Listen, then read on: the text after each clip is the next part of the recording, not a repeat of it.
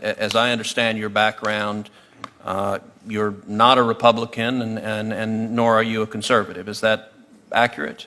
That would be an understatement. And indeed, you're the former editor-in-chief of Psychology Today. Correct. So you're a respected academic.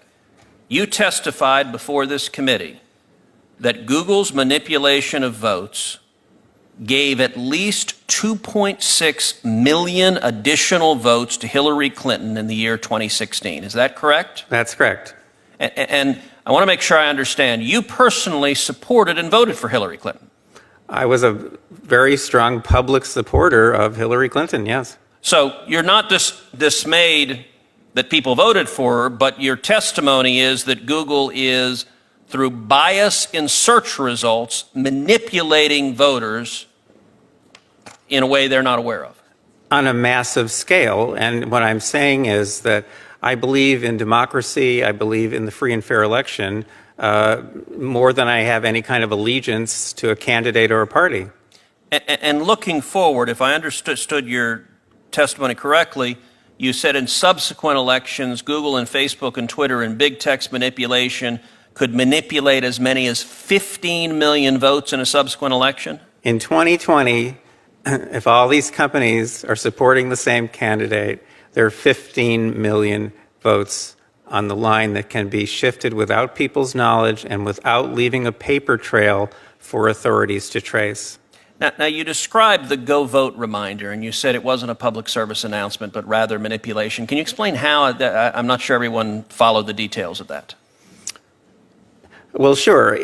If on Election Day in 2016, if Mark Zuckerberg, for example, had chosen to send out a Go Vote reminder, say just to Democrats, and no one would have known if he had done this, that would have given that day an additional at least 450,000 votes to Democrats.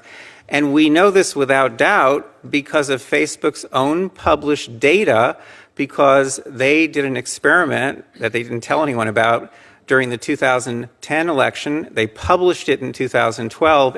It had 60 million Facebook users involved. They sent out a Go Vote reminder, and they got something like 360,000 more people to get off their sofas and go vote who otherwise would have stayed home. The point is, I don't think that Mr. Zuckerberg sent out that reminder in 2016. I think he was overconfident. I think Google was overconfident. All these companies were. I don't think he sent that out. Without monitoring systems in place, we'll never know what these companies are doing.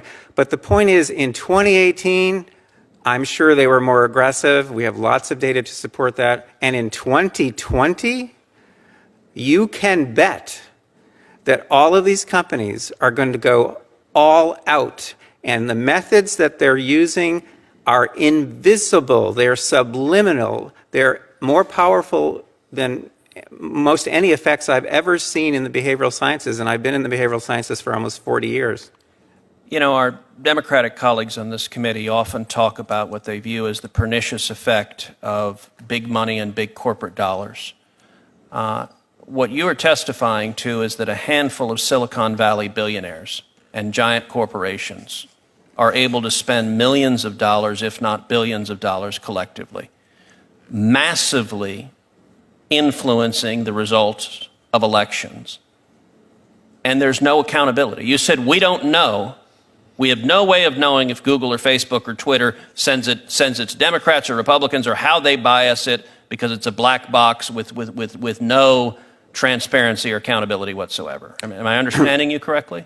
Senator, with respect, I must correct you. Please. If Mark Zuckerberg chooses to send out a Go Vote reminder just to Democrats on Election Day, that doesn't cost him a dime.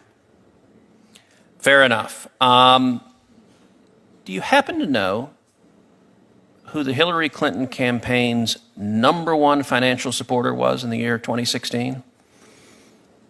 I think I do, but please remind me.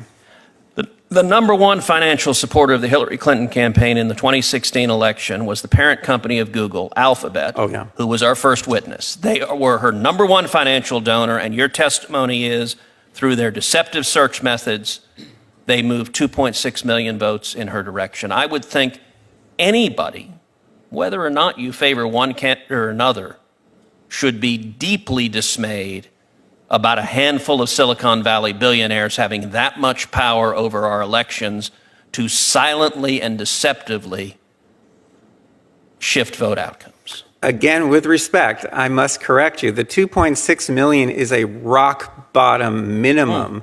The range is between 2.6 and 10.4 million, depending on how aggressively they used the techniques that I've been studying now for 6.5 years.